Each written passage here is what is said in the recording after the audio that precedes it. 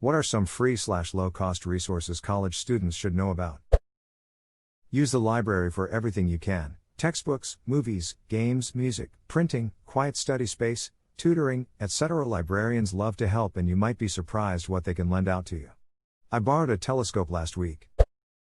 Paul's online math notes for calculus. It's filled with examples and decent, down-to-earth explanations that don't confuse the shit out of you.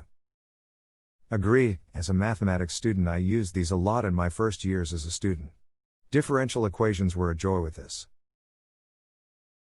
Only a math student would call calculus especially a joy. Of course. If you ever had to do topology exercises, you remember how fun ode and basic parades were. I'd almost say that dynamical systems was my first love. Pay attention to events calendars. Most college events have free food. This may be different for this semester, but don't underestimate it down the road. My college used to do free food, but now they're giving free food vouchers because of Corona. Schools are making it work.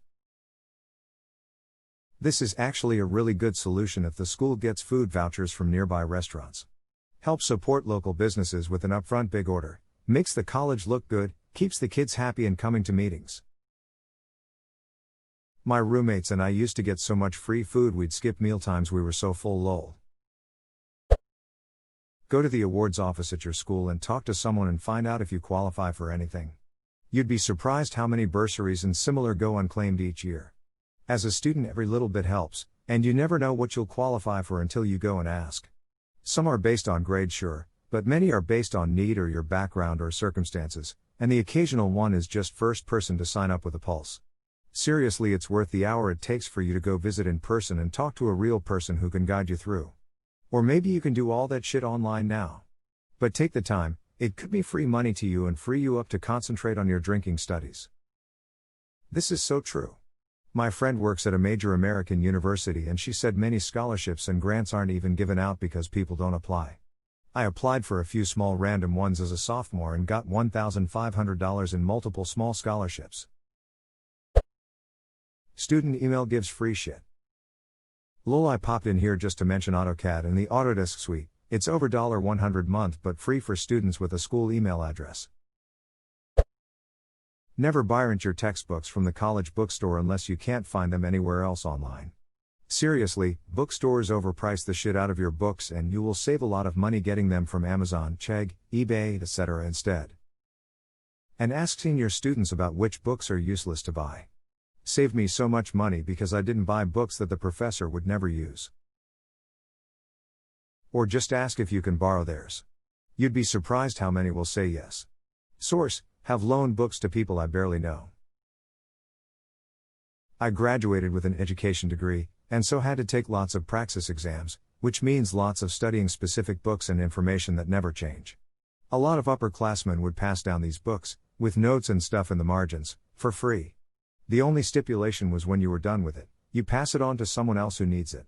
I swear the margin notes were 100x more helpful than the book info, more often than not. And a lot of people would add their own helpful notes.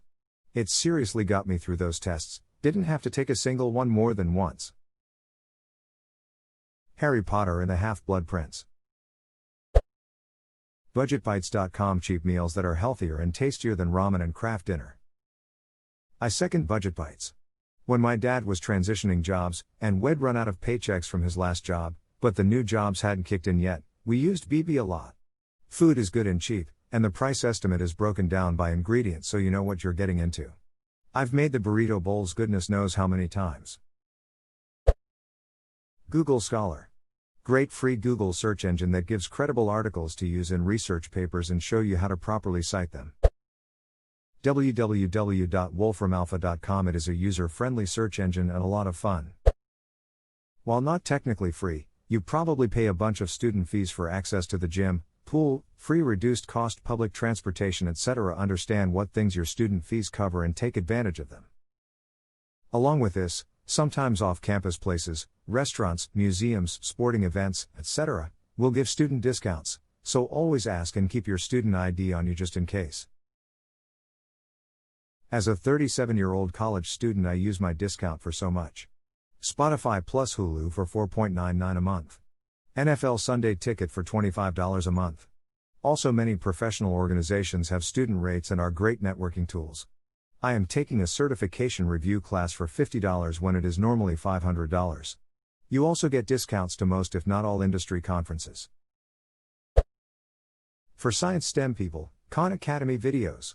They saved me several times at it. My first award being about Khan Academy videos speaks 100% to my personality. Love y'all. CLEP testing. It's a program that allows you to take a single test rather than an entire class for credit. It's only for some general academic courses, and each college has its guidelines on how they apply to credits. That said, taking advantage of them can reduce the time and money required to earn your degree. I'm looking at going to college and this CLEP thing sounds too good to be true. My academic advisor recommended it to me. It's a real thing. It's basically paying for an app test without taking the class. I graduated high school almost 10 years ago. I really wish I had an academic advisor now. The schools you are interested in attending have advisors as well. Most of them will work with you in helping with costs and applying for scholarships or loans. They do have an interest in getting you to attend, so understand a lot of it is a sales pitch. They also want their graduation rate to be decent, so they won't just outright lie to get you enrolled. My advisor helped me with getting grants, loans, and setting up my schedule around my life. I highly recommend using their services, or at the very least reaching out to schools you're interested in to see what they have to offer. I'm in the same boat as you, haven't been to school in years. If you're thinking of changing careers or getting ahead in your current job, right now is a good time. Online degrees are about to get a huge boost in legitimacy because almost every grad in the next few years will have extensive online classes. Find the previous editions of your textbooks. Frequently they will be as cheap as 5 cents. If your professor pulls homework questions out of the current edition, go to the library and use their reference copy just for the questions. Although with a lot of the access codes needed these days it might not be possible. Edit, since this blew up a little, I'll also mention international editions. Sometimes there isn't anything different other than an international sticker on it, and a different ISBN. Also sell your books immediately after the semester or not at all. They will never be worth anything a year or two later. And honestly, there are so few things that you'll ever go back to look up that won't be online anyway that you may as well sell them ASAP. Also, ask your professor if you will need the newest edition. A lot of my professors tell us flat out that it doesn't matter if we have older editions, and since it's a community college, and most of us are low income, some of them encourage purchasing renting older books. CCS can have some pretty cool professors about it. A few from my school wrote their own algebra and calc books collectively that emo were on par with the ones I've seen since transferring into a 4-year. The cost? $25 if you buy the paperback, $0 if you download the PDF from the bookstore website. Right there in your question, instead of using free, type open source openware. Many softwares are actually free to students to use. CHub gives free access to download almost any paper. LibGen, download almost any textbook SAT e-copy. CHub is definitely illegal, but that never stopped me nor anyone I've talked to about it. I heard that the researchers who actually wrote the papers don't get any money for them, the scientific journals who publish them do. So I don't feel bad accessing them for free. Yup. You can also email the author of a research paper and ask for him or her to send you a copy of it. They're allowed to distribute their own research for free. A girl in one of my college classes said she got all her books from Amazon at a fraction of the cost versus the school and off-campus bookstores. Also stated that getting books maybe a day or two later than everybody else to ensure she was getting the correct books.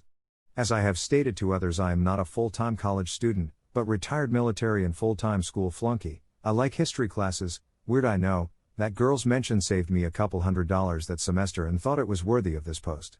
#Sasmas1545 has asked me to plug Library Genesis, though I personally have not used it. This is why I buy my books off Chegg. They have a really good return policy, so if you do end up getting the wrong book, or drop the class, or the professor says you won't need it, you have almost a month to return it, no questions asked, full refund minus shipping. The problem with waiting to buy textbooks is that they can sell out. So it's not always the best idea. I feel like it would be good to point out that the majority of places have free condoms for student use, making it easier for everyone to stay safe.